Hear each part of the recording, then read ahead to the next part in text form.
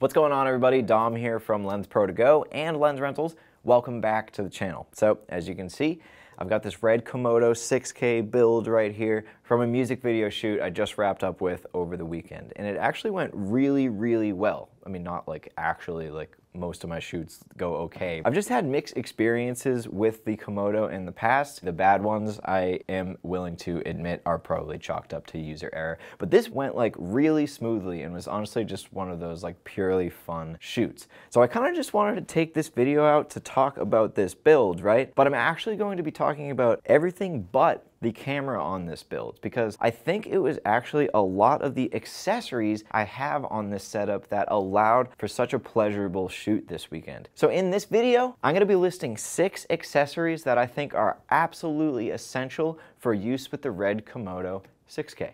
So the Komodo is basically a 4-inch cube. It's very bare bones camera by itself, and it's really just like begging to be rigged up. So right off the bat, the obvious one I had to sort of just like get out of the way was some sort of cage or base plate / rail system. And a lot of universal cages are going to work for the Komodo, even a cage that's designed for like a small DSLR. But the tricky part is that whole top panel of the Komodo being taken up by that LCD. So a lot of top plates and top handles would cut off your access to those menus, which I've dealt with before, and that really stinks. So that was number 1, which was kind of like a super obvious one that I just had to get out of the way, and then all the next ones on the list are like a lot more specific to the RED Komodo. So number 2 being top and side handles. I have the RED Outrigger handle and the wooden camera top mount kit for my grips on this thing, and each of those are going to be big in their own way. This Outrigger handle attaches via this area right here, but passes through some accessory threads if you want to put anything above that, and the handle itself attaches via this rosette arm. And there's kind of a good and a bad here. So the good,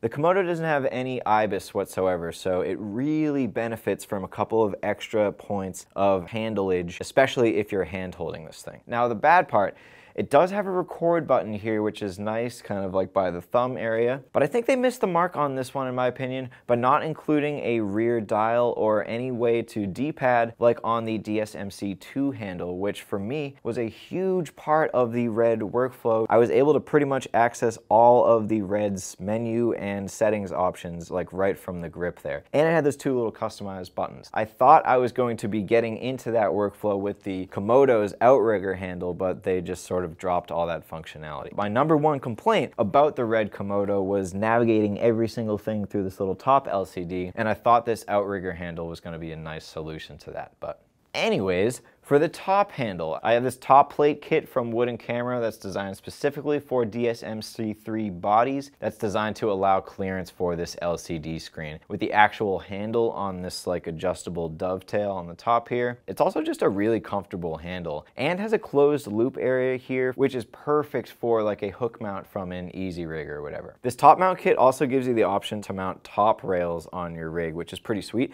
I've actually never done that on a camera build, but I have a feeling if I was going to do it on any camera, it would be the Komodo if I was trying to keep everything like super, super neat. And also this top handle has a couple of good options for like mounting a monitor off of, but I'm going to talk about that like way down the line.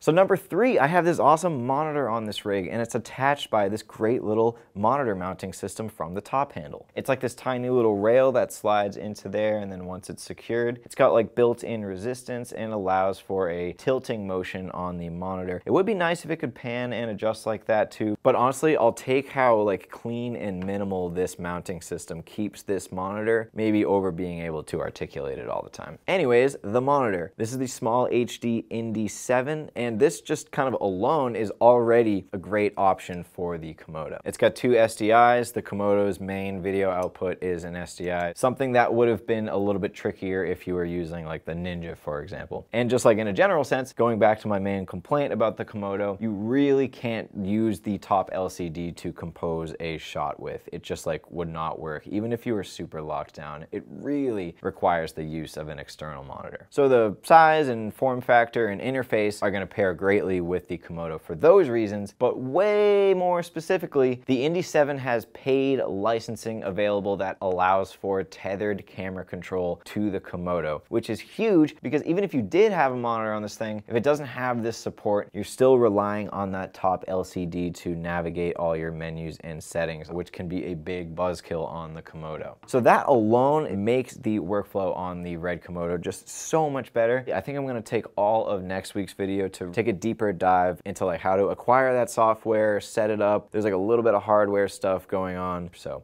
stay tuned for that. Okay, number 4, the Komodo expander module. And this again is one I have like kind of mixed feelings on, but I do still consider it a necessary accessory when I'm building this thing up. So the expander module offers a timecode GPI 4-pin LEMO input for external camera control. So this is really essential if you are using this camera in a network or controlling it remotely, which currently I am not. What I think should really be on this expander module is maybe an HDMI, a USB-C, even an Ethernet cable. These would all be much more applicable to the actual user base of the Komodo. So when I say it's essential, oddly for me, it's actually because I really like the fact that it acts as a pretty sufficient camera riser to give it some clearance from the rails, which as you can see here is really necessary for like a large, bulky Cine prime lens like this that's literally wider than the body of the Komodo itself. It also just offers way more threads, which are a ton of good points for accessory mounting. And it has this like built-in 80mm dovetail, and also just the bottom of the base expander is just way better for like tripod plate mounting. Okay, so speaking of these Cine lenses, key accessory number 5 for the Komodo is this Canon EOS R to EF mount adapter with drop-in Very ND filter. So on one level with this thing, now you're adapting all of your favorite Canon EF Cine glass, or just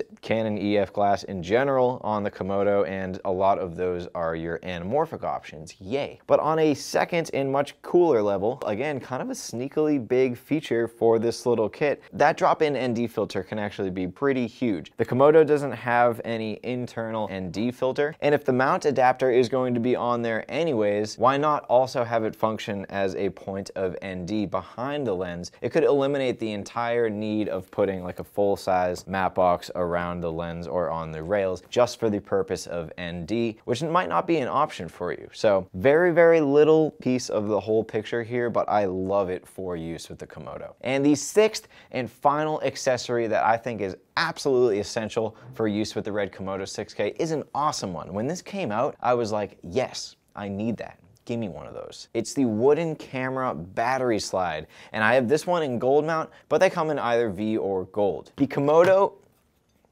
Komodo and RED cameras in general are a little bit notorious for power issues. They're few and far between in my experience, but for example, powering the Komodo with Canon brand BP series batteries gives you that kind of concerning message. So I usually try to do whatever I can to avoid that. And to do that, I would end up usually putting a Cine battery plate on the rails of the rig and then putting a full-size Cine battery on there, which I always felt was just like a little bit oversized. So I really like this power situation I've got going on. So the battery slide slots into either one of these 2 battery slots and gives you that Cine battery plate, which is on a nice like adjustable track right there. You can slide it up and down, angle it out a little bit. I had to slide it all the way up to give clearance to all of these cables right here, which worked perfectly fine. Like I said, they come in V and gold mount, and again, going back to the size thing, they didn't necessarily make the list, but it's these awesome little Titan Micro 90s from Anton Bauer. For use with the Komodo, these are just like much more proportional to its form factor. They're a lot less heavy and cumbersome than a full-sized gold mount, and obviously you're gonna get less juice from one of these micros than a full-size battery, but it's still more than 2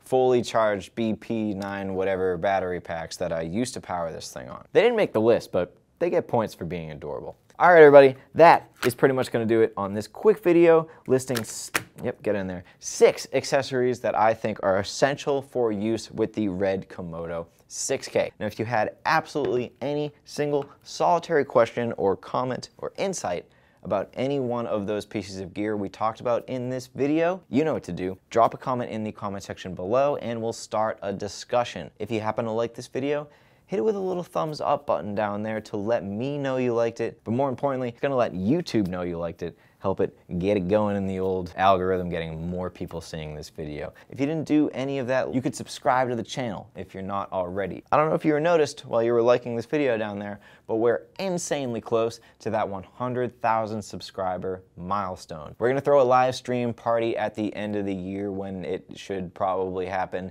and you'll only be invited if you're subscribed. Next week's video, I told you, is actually going to be a bit more in-depth discussion on this Indy 7 RED camera control workflow. So next video, we're gonna dive a lot deeper into that. So video shooters, on your next shoot, treat it like it's the early 2000s and really try to step up your accessory game. Peace.